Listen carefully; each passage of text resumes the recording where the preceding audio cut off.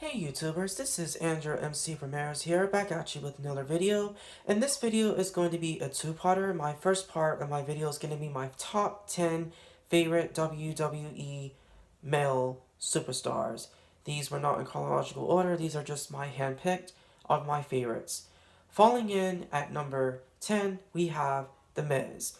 Long before he came into the WWE, he was known as Mike Mizane from the Real World. Road was Challenge, which came out back in the day in 2002 to whatever. I forget how long he lasted, but since he's been in WWE, you may have seen him in some of the Marine films, including Moving Target, Battleground, and there's another one I can't think of, but you may have seen him in his movies. He's also been an 8-time Intercontinental Champion, a one-time WWE Champion, and a 6-time World Tag Team Champion. He is continuing to be the A-lister, which I love. Definitely he knows what to do, how to do it. And you may have also seen him and his wife Maurice on Ms. and Mrs., which I think they're getting another season, I think next year. Can't wait to see it. So definitely, The Miz is definitely the A-lister, and he's definitely proving his worth, and has been for a very long time. Falling in at number 9 is CM Punk. This particular guy, now Punk, he was definitely, I first saw him at WrestleMania 23. I saw it on pay-per-view. That's how I've heard of him. I did not know at the time. He's been in other indie promotions and Ring of Honor. He's been several champions with them. I think it's IWA Mid-South was another promotion. But since he was in WWE, he was a WWE champion. I think he was also a World Heavyweight champion. He was known for so many things, but he was known for his infamous pipe bomb that he caught. He was also known for his straight edge motto, which he was not into drugs or alcohol. He was just a good guy, but also would turn heel later on. And obviously, since he's been away, he is an MMA fighter now. I don't know how he's been going on with that, but I hope CM Punk does come back to WWE because recently I heard the CM Punk chants, which who knows. Punk, I hope you do come back. We would love to see you back in action. We definitely enjoyed all those fights back then. If you come back, we'll definitely look forward to seeing more. Falling in at number 8 is Kane. Now, Kane debuted in the WWE at Bad Blood 1997 during a steel cage match with Undertaker. I think it was Shawn Michaels at Shawn Michaels in the first ever Hell in the Cell. Basically, Kane, his real name is Glenn Jacobs. He was also fully known as Dr. Isaac Yankem, which was a gimmick that he had used until he came back in 97. They repackaged him as Kane. For a while, he was a mute, and then they started using his voice box, and then he became unmasked, which I forget what year it was. I think it was 2003. We finally got to see the unmasking of Kane, therefore turning heel on Rob Van Dam. And this was after he lost the tag titles with him against La Resistance, which was sad, but life goes on. And obviously, Kane is still can be seen in his repackaged of his mask gimmick today. Falling in at number 7 is The Undertaker, one who I believe is one of the greatest legends to this very day in WWE, who debuted at Survivor Series 1990. He is known as The Streak. He had won 21 straight WrestleManias before Brock Lesnar had taken his streak down. And even during his time, he's been a WWE champion. I think he's also been a tag team champion. He's also just been a great. He's gone through different gimmicks. The Dead Man is his recent one, but I really liked him when he was the American Badass, the biker. He would do like different entrances, but the one I know him best was the Limp Bizkit's Rollin', Rollin', Rollin', Rollin'. A few matches I liked with him was with Triple H at WrestleMania 17, Batista with the World Heavyweight Champion at WrestleMania 23, and the one, my favorite one, my top favorite one, was with him and Triple H in the End of an Era match, which took place back in 2012. But if you've seen recently, it's not really officially the end of an era. It finally came to an end at Super Showdown when DX was reformed and they faced the Brothers of Destruction at Crown Jewel, which was stemming after Kane and Taker turned on DX and turning heel. So that was good to know. But since then, The Undertaker, obviously, he's a legend.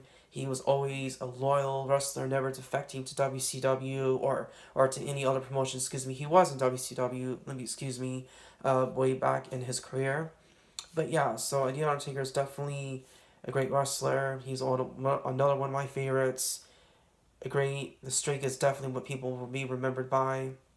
And here's a quick fact for you. For those of you who always wondered why Brock Lesnar ended The Undertaker's streak, I had heard that The Undertaker had asked Brock Lesnar to end the streak. I guess because he had it for so long, he could have ended it any time, but I guess he chose the Beast, the Conqueror, ending his streak. So there's a little postscript in case some of y'all never understood why the streak had ended. So there's a little postscript for you. Falling in at number 6 is the Heartbreak Kid, Shawn Michaels. During the early 90s, he was definitely in ring performer. He was a great charismatic, a good promo list. I was known for one of the entrances he came in at WrestleMania.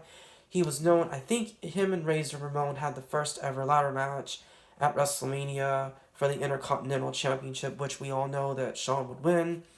He was also known a one-time WWE World Heavyweight Champion, but his biggest rivalry with him in the company at the time was with Bret the Hitman Hart.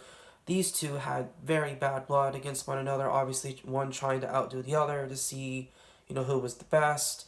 And he was also somewhat responsible in playing the part of the Montreal Screwjob, which took place at Survivor Series 1997, a match and a moment that people still talk about today. If I can think why the Montreal Screwjob happened, I can come to three things. Number one, Bret Hart was going to WCW.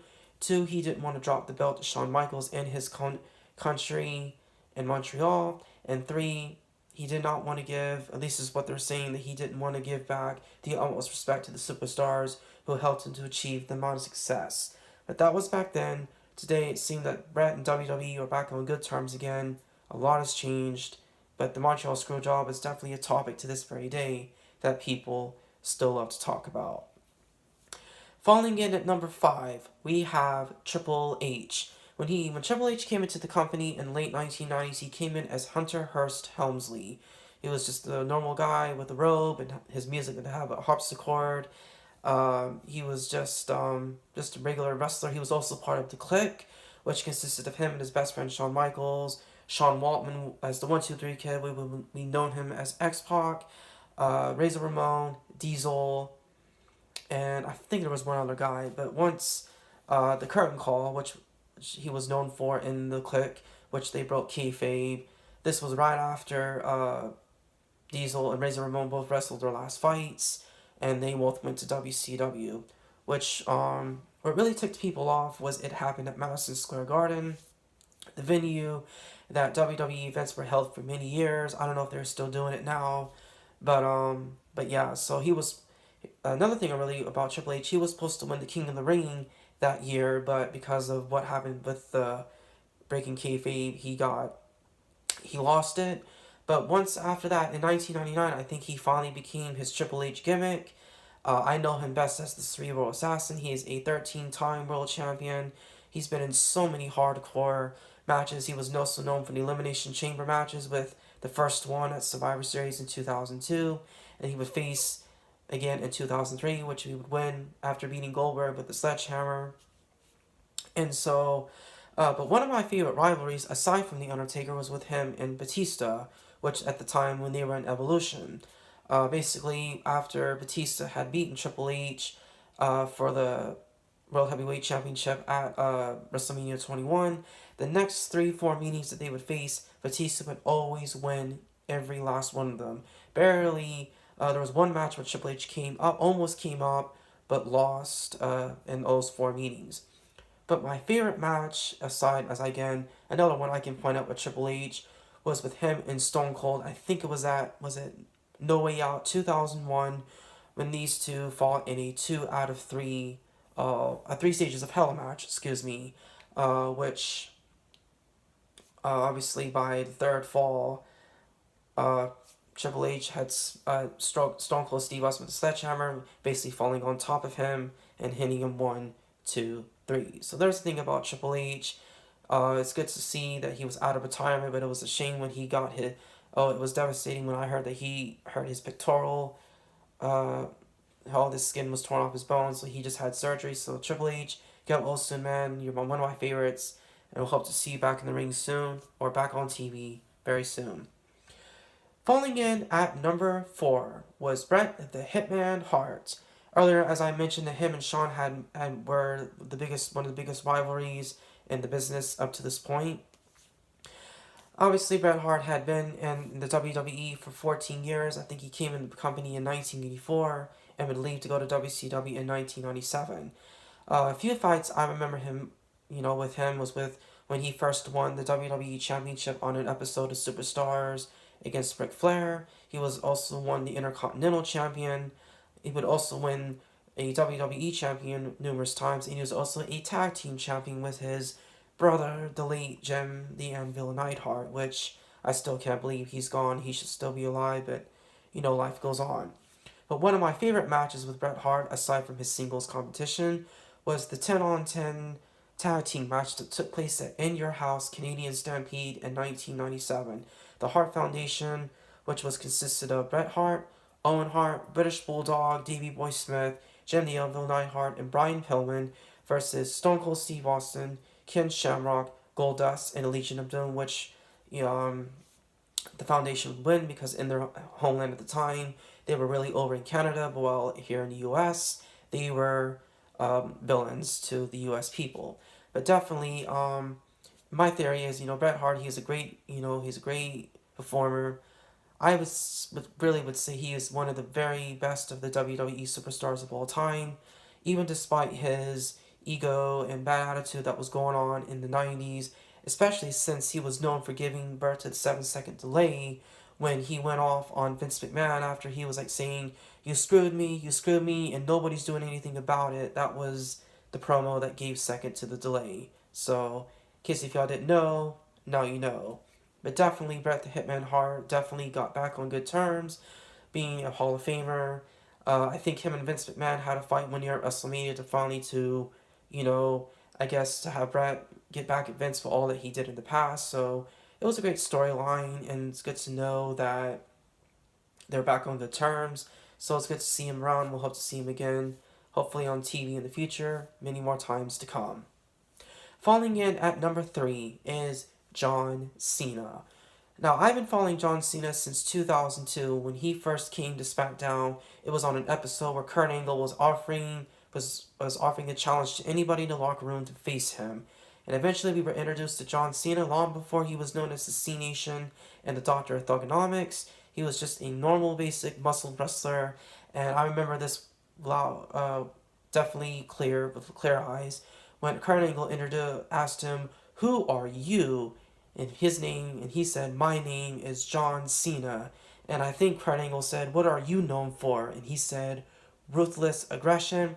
And that's when Cena slapped him, and they finally went at it. Even though that Cena would lose, towards the end, when he's backstage with the Undertaker, who was the WWE champion at the time, he shook his hand and said, "Not bad, kid." So definitely John Cena, and now, who I don't know if he's still fighting, if he's retired, is a 17-time world champion. There's so many great matches I know him by, from when he first won, when C Nation was born against JBL at WrestleMania 21 2006, beating Edge in a TLC match at Unforgiven the following, also in the same year.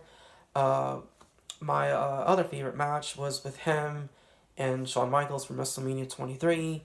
So definitely John Cena has definitely paved the way of other wrestlers of the future, along with him and other WWE legends. So definitely looking back, John Cena he's a great wrestler, and should he retire, hey, he will always be another one of my favorites because he was known for never give up, never surrender, never quit. Definitely a great role model to a lot of kids.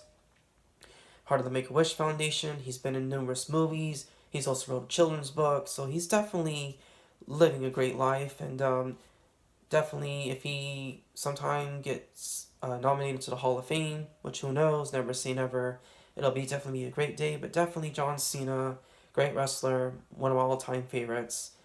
and it's good to know that he's still living it up, whether in or outside the ring. Falling in at number two is The Rock.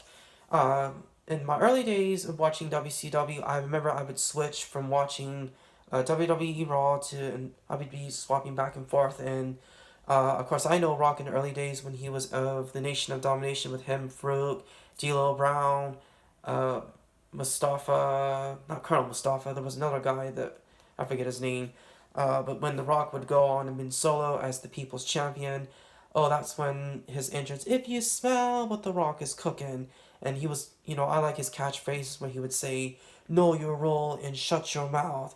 And, anytime the championship or whatever who he'd be fighting, uh, he would just tell it like it is. He would win, definitely numerous championships throughout his career, as well as winning the WWE Championship twice. Once was against Kurt Angle and Triple H, which Triple H at Backlash 2000 and Kurt Angle in 2001, which would lead to his major rivalry with Stone Cold Steve Austin at WrestleMania 17, which definitely was a great match. And definitely, now today he's in different movies, he's in different TV shows. He's getting ready to air a new show coming on NBC called The Titan Games. I'm interested in how that's going to be. I think since his wrestling career has kind of cooled off, he's definitely done well in Hollywood. I've definitely seen the movies and some of the Fast and Furious films. He's been in Doom. He's been in The Scorpion King. He was also in The Mummy. I think Mummy 2.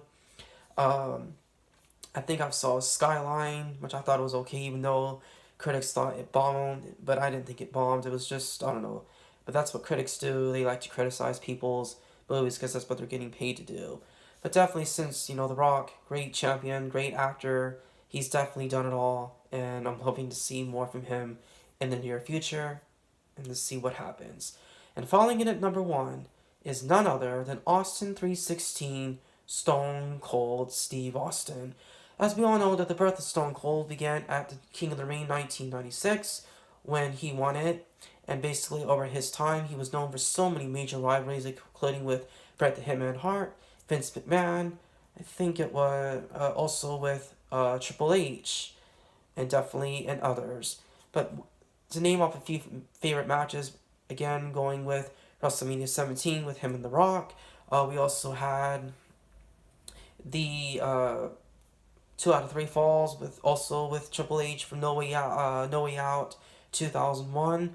Another one that really stood out was with him and Vince McMahon at the Royal Rumble 1999, or it was the St. Valentine's Massacre. I forget one of the two, but definitely since his in-ring performing has been kind of also cooled off, he's also been doing a lot of podcasting. If some of y'all haven't seen it or have heard it on YouTube, please do. You'll definitely be amazed at what he can do. I honestly believe that since his days as a wrestler, he still makes appearances in WWE from time to time. One of my favorite memories of him post in-ring performance was at WrestleMania 30 with when him and Hulk Hogan and The Rock, like 3 of the greats, all in the ring together. It was great moment to remember.